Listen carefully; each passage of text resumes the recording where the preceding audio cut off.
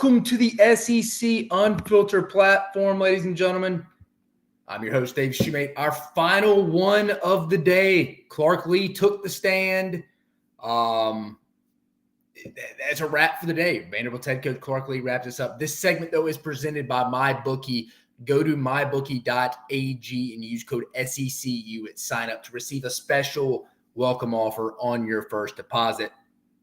But Clark Lea, again, really that was a little better than I thought it'd be. Not that he would be a bad speaker or anything. I'm just saying a little more interesting due to some certain questions, but a little more interesting than I thought it'd be. I think everybody kind of goes into the Vanderbilt one since James Franklin's been there, been a little bit.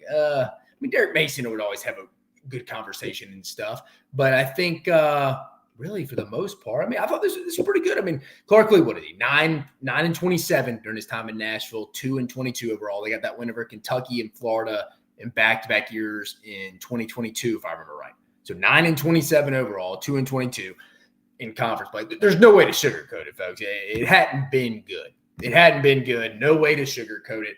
He talked about overcoming adversity, which, obviously, you got to have you got to probably have some people who are very competitive at this point to stay at Vanderbilt. And I say that. They got Will Shepherd, the rest receiver, went and left to go to Georgia. A.J. Swan, the backup quarterback, went and was the quarterback. Now is the backup quarterback at LSU behind Garrett Nussbaum. Maybe no. I know everybody has a price tag to it, but it's the hardest job in Power 4, and I don't even think there's a close second.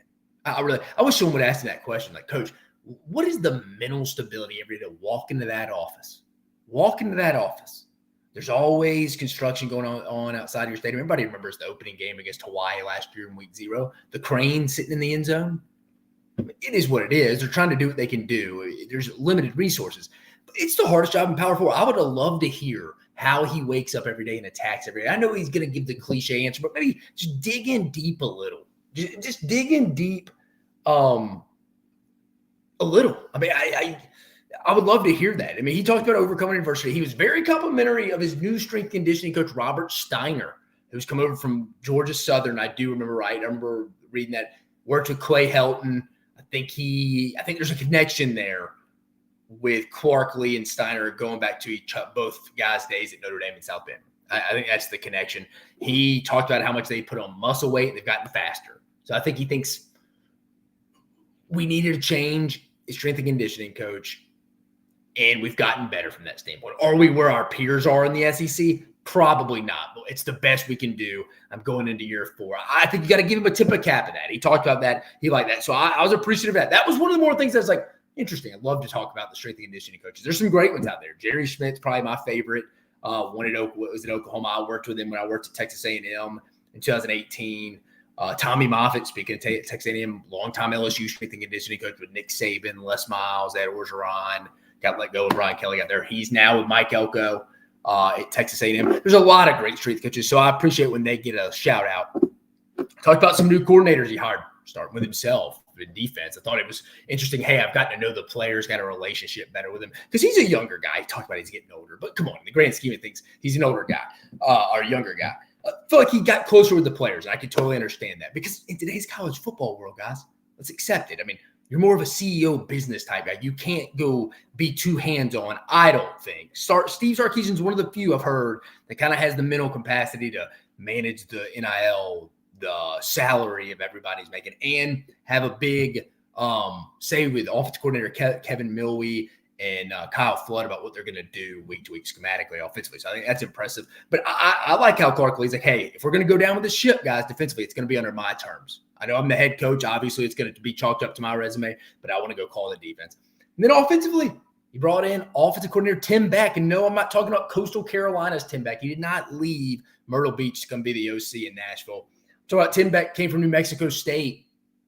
The New Mexico State team that went into Jordan-Hare last year, the week after Auburn steamrolled Vanderbilt in Nashville and beat Auburn handily, I guess you would say. And he also brought Diego Pavia with him, the quarterback. So I think I mentioned on my what if segment for Vanderbilt. Vanderbilt's probably going to have better rushing numbers this year because they've changed offensive philosophy so much. They're going away from the spread type offense where think A.J. Swan quarterback, drop back, has a loose arm, has some hand talent, can layer it sometimes, but very turnover prone. Now they're going to be running the football, and it would not shock me if Diego Pavia, their quarterback, is their leading rusher. That would not shock me. So that's going to be a total offensive scheme for people who don't have a good pulse on the Commodores. Talked about resources in regard to NIL, compliments their president, AD, not a shocker. They're doing their best. He's not going to go too in depth, but again, we know it's not. We know it's not good. So I wish somebody would have dug in a little bit deeper. And I thought the best question, one of the best questions of the day. I thought one of the best questions of the day, whoever it was, I need to find out who it was, talking about helmet communication. No one even talked about that offensively. What about helmet communication on defense? What about helmet communication on defense? Because Clark Lea's a defensive coordinator. Remember, he'd been at Syracuse, been at Notre Dame. That's who he is at heart. He's calling it now at Vanderbilt. I thought it was a phenomenal question. He mentioned what everybody's kind of talked about. If you've talked about the helmet communication, you're still going to have to signal, because these hurry up, no huddle offenses, these up tempo offenses like Tennessee, for example, are still going to go get the snap off with 15 seconds left on the play clock. So you're not going to be able to communicate too much, like as much as people think like they do in the NFL. In the NFL, most people's systems are the exact same. It's a lot more one-on-one matchup based, not really scheme difference, just one-on-one matchup based, taking advantage of mismatches. In college, much more scheme based, much more scheme. I mean, look, I just talked about the Vanderbilt offense changing from really kind of a spread offense to now kind of more of a spread option, triple option kind of, if you want to be completely honest. But again, the no huddle offenses, you're going to have to get that signal in quick because they're not slowing down. And then he mentioned somebody, maybe when they're substituting, someone from the sideline will come in and give a call. So that'll be an interesting one as well. Really not else to go over. That was more interesting than I honestly thought it was going to be. I'll be honest with you. I went in, it's Vanderbilt. We're honest. We're objective here at SEC Unfiltered. We're going to call it like we see it. I'm going to come in and be honest with you too. I feel like I would be doing you a disservice. I wasn't expecting much of that. I wanted to hear how tough of a job it is. I thought maybe someone may ask him, he has the hardest job in Power 4. It didn't get to that, but I thought the strength conditioning coach conversation, hey, we're faster. We have more muscle mass. We fixed ourselves in the offseason. And again, guys, strength and conditioning coach is one of the more important positions on staff. They're with those players more than any other staff member in the entire building, more than the offensive coordinator, more than the defensive coordinator, more than the position coach, certainly more than the head coach. I'm just saying, it's an important hire. I like what they did, hiring Tim back to New Mexico State, and Clark Lea finally saying, hey, you know what, we're going to go down with the ship. It's going to be under my watch. I'm going to be the defensive coordinator. And it sounds like he's got some personal investment in it now. He's gotten closer to the players, and that makes complete sense. So I thought it was a very intriguing conversation from Clark Lea, and also he talked about the helmet communication from a defensive side of things. So that was interesting. But that's it, guys. This is our last one of the day. We will be heading into tomorrow.